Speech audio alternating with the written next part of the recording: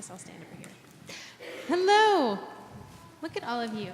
Well, I asked a couple of helpers to bring something down this morning. Does anybody know what these plants are? Do you know? That's a poinsettia. Yeah, poinsettia. Can you guys all say poinsettia? Yeah. And there's a special reason that we have these in the sanctuary. Do you see them somewhere else in the sanctuary? Oh, yeah, there's big giant ones right behind you here. But do you see these in any other season usually? Kind of just a Christmas flower. Well, we'll get into why it's our Christmas flower.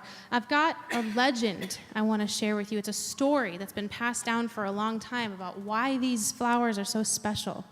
And it originated in Mexico. There was a little girl who was walking to church on Christmas Eve. And in their tradition, at their church, they bring something from home, and they put it by the manger as an offering.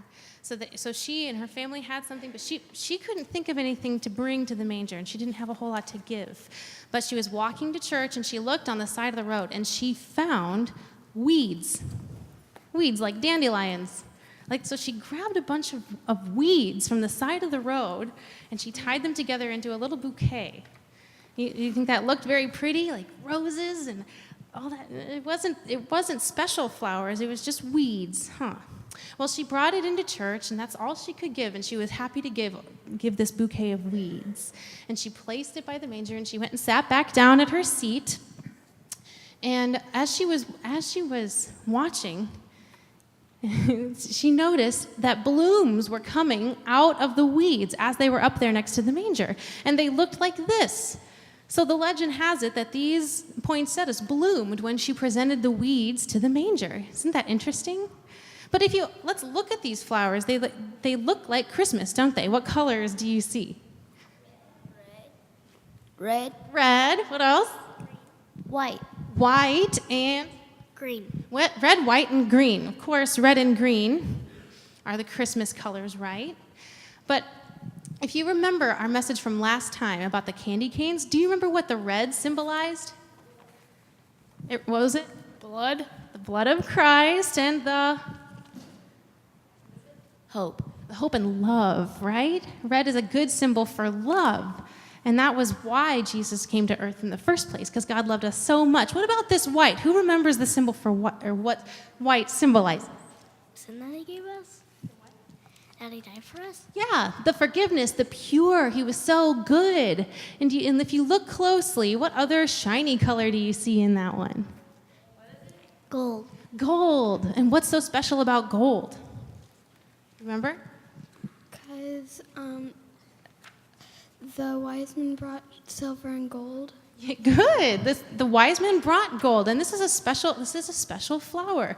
So when we see poinsettias, we can remember the story about how this little girl, all she had was just a little bit of weeds, but that was enough for Jesus. That was good, wasn't it?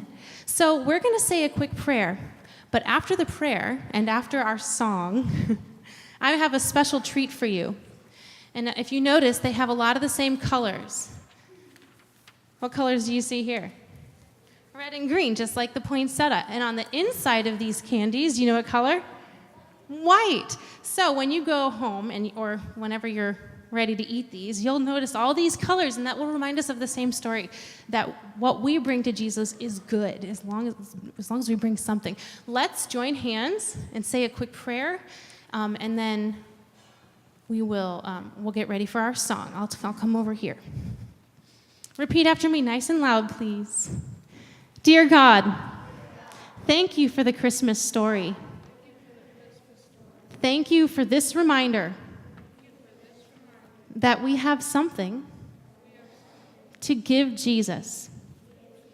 Help us remember to look for ways that we can please him. Amen. Good. So if you're